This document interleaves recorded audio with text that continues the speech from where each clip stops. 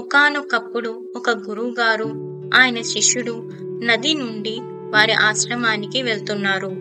ఇంతలో హఠాత్తుగా గురువుగారు ఒక మహావృక్షం ముందు ఆగి ప్రసన్నంగా నవ్వుతూ తదాస్తు అన్నారు.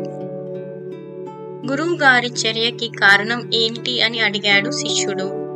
ఆ మహావృక్షం తన కోరికని పక్కనున్న మరో వృక్షంతో చెప్తుంటే నాకు వినబడి తదాస్తు అన్నాను.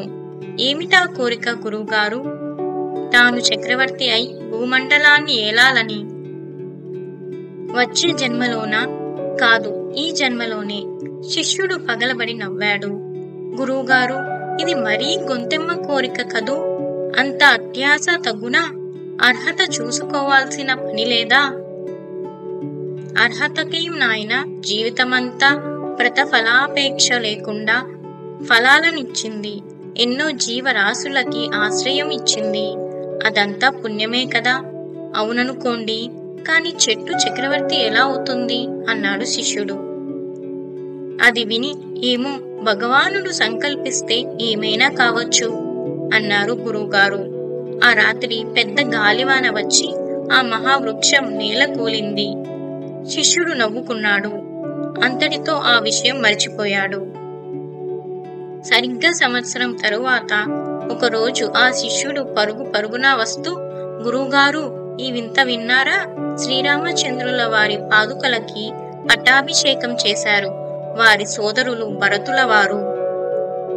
ఇక నుండి 14 ఏళ్లు పాదుకలు సామ్రాజ్యాన్ని పరిపాలిస్తాయట అన్నాడు. దానికి గురువుగారు నవ్వి, చెట్టు చక్రవర్తి ఎలా అవుతుంది అన్నావు? ఇప్పుడు అయ్యింది కదా అన్నారు. అంటే? అడిగాడు శిష్యుడు. అవునాయన, ఆ మహావృక్షం కల్పతోనే వడ్రంగులు పాదుకలు చేశారు. అవి శ్రీరామచంద్రుల వారికి సమర్పించారు. ఎన్ని జన్మలు ఎంత తపస్సు చేసిందో, ఎన్ని పుణ్యాలు చేసుకుందో ఆ మహావృక్షం పాదరక్షలుగా మారి శ్రీరామచంద్రుల వారి పాదాల వద్దకు చేరింది. శ్రీరామచంద్రుల వారు ఆ పాదుకల్ని భరతుల వారికి ఇవ్వడం, భరతుల వారు పాదుకలకి పట్టాభిషేకం చేయడం అంతా ఒక రోజులోనే జరిగిపోయింది. ఆ విధంగా చక్రవర్తి కావాలన్న ఆ మహావృక్షం కోరిక నెరవేరింది అని చెప్పిన గురువు గారికి సాష్టాంగ ప్రణామం చేశాడు ఆ శిష్యుడు. సద్గురువు వాక్కు సత్యమై తీరుతుంది. కాదు, ఆ భగవంతుడే మహాత్ముల నోటి నుంచి వచ్చిన మాటలు నిజమయ్యేలాగా సంకల్పిస్తాడు.